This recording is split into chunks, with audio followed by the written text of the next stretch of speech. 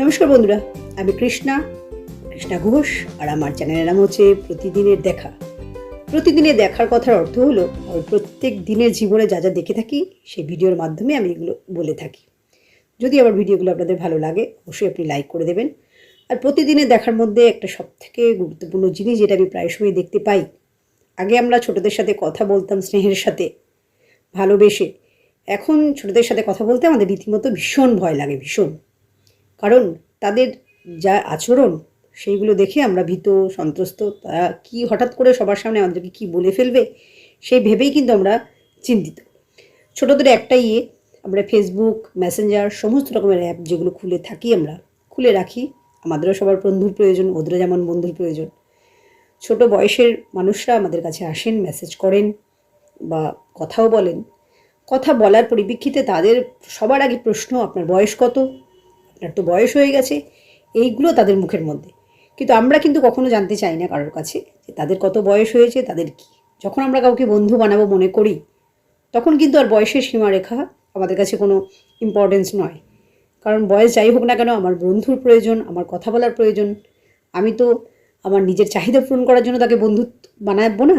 সেই জন্য আমার তার বয়স কত, সে 50 হলো কি 100 হলো বা 20 হলো কি 10 হলো, তাতে আমাদের কিছু যায় আসে না। কিন্তু ছোট বাচ্চাদের কথা বলি, তারা বড়দেরকে সম্মান দিতেই ভুলে গেছে। তাদেরকে একটা কথা বোঝাতে গেলে তারা, আপনি কি বোঝেন, আপনার তো বয়স হয়ে গেছে।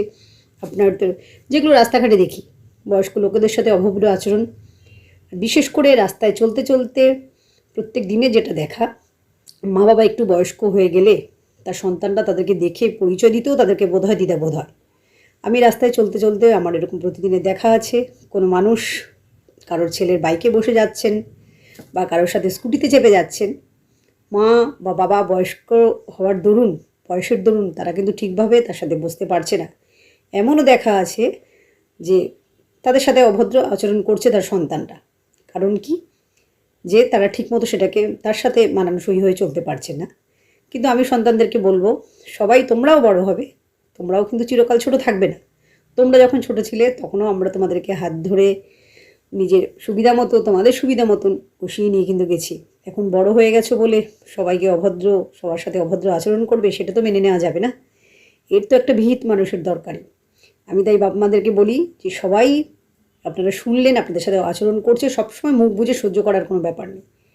তার প্রতিবাদ জানাতেই হবে, কারণ তাদেরকে বোঝাতে হবে তারা যে এমনি বড় হয়ে যায়নি, তাদেরকে আমরাই বড় করেছি, আমরাই করেছি। বয়স একটা সংখ্যা মাত্র। আপনার যা ইচ্ছে চায় মনে করবেন। সন্তান যদি করতে পারে তার ইচ্ছে মতো, আপনি কেন নয়? সন্তানকে লালন পালন করতে গিয়ে আপনার বয়সের অর্ধেকটাই চলে গেছে, আপনি তার পিছনে দিয়ে দিয়েছেন। সেই সন্তান যখন বলবে যে আপনি এইগুলো করতে পারবেন না, তখন তার কথা না শুনে, তাকে তোয়াক্কা না করে আপনি নিজের মন মতোগুলো করবেন। কারণ তাকে বড় করতে গিয়ে আপনার জীবনের অর্ধেক সময় ব্যয় হয়ে গেছে, আপনি কাজগুলো ঠিকঠাক করতে পারেননি। এখন যদি সে বলে আপনি করতে পারবেন না, তার কথায় আপনি কোনো কান না দিয়ে নিজেই এগিয়ে চলুন। আমার এই ছোট্ট ভিডিওর মাধ্যমে আমি আপনাদেরকে কিছু বার্তা দিয়ে থাকি, যেটুকু আমি বুঝি। আমার হয়তো সেরকমও কোনো জ্ঞান নেই বা জ্ঞান দেওয়ার মতো ক্ষমতা নেই, কিন্তু ভেঙে পড়লে চলবে না। বয়স আপনার যাই থাকুক, আপনাকে সবাই পিছনের দিকে টানবে, অবশ্যই টানবে, কিন্তু আপনি কিন্তু পিছনের দিকে যাওয়ার মানুষ নয়। আপনাকে এগিয়ে যেতে হবে। তারা তার জীবনের মতো থাকুক, তারা তাদের জীবন নিয়ে চলুক তাদের ইচ্ছা মতো, কিন্তু আপনাকে যে বারণ করবে বা আপনারা তাদের দ্বারা অত্যাচারিত হয়ে যে পিছনে পড়ে থাকবেন, সেরকম কিন্তু নয়। ওদেরও যেমন জীবন আছে তেমনি আমাদেরও আছে, আমাদের থেকে বয়স্ক মানুষেরও জীবন আছে। আমরা চাইবো আমাদের জীবনগুলো যাতে সুন্দর হয়, আমরা আমাদের মতো কাটাতে পারি। ওদের যেমন বয়সের বন্ধু আছে, আমাদেরও তেমনি বয়সের বন্ধু থাকবে। আমাদের থেকে বয়স্ক আমার মা বাবাদেরও তেমন বয়সের মতো বন্ধু থাকবে। সবাই সবার বন্ধু নিয়ে সবার মত মতো চলার চেষ্টা করলে তবেই জীবন সুন্দর। আর কে কী বলছে, কে কী না বলছে, আর ছোটো বাচ্চারা বিশেষ করে আপনাদেরকে কী বলছে ওদের কথা এড়িয়ে যান। সব কথা ধরতে নেই, সব কথা ধরলে জীবনে বাঁচা সম্ভব নয়। আর জীবনে বাঁচতে গেলে কথা ধরে রেখে কষ্ট পেলেও চলবে না, এগিয়ে যেতে হবে। তাই আমি বলছি যে আমি এই ভিডিওর মাধ্যমে আপনাদেরকে যেটুকু উদ্বুদ্ধ করতে পেরেছি বা পারছি, সেটুকুকে মাথায় রেখে সবাই ফাইটার।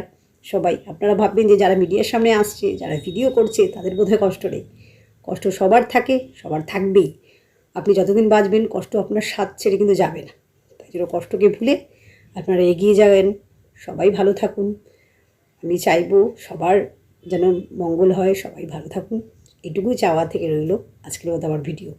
আর যদি আগেই তো বললাম আমি কৃষ্ণা ঘোষ আর প্রচণ্ড কথা বলতে ভালোবাসি। যদি আমার চ্যানেলটা ভালো লেগে থাকে একটা লাইক একটা সাবস্ক্রাইব তো করে দিতেই পারেন। ভিডিওটা অনেকের কাছে পৌঁছায় না, কারণ সেরকম কোনো শিক্ষণীয় ভিডিও হয়তো এগুলো নয়, পৌঁছায় না। যদিও যেটুকু মানুষের পিছনের কাছে পৌঁছায় আপনারা একটুখানি দেখে লাইক করে দেবেন। ধন্যবাদ রইল আজকের জন্য।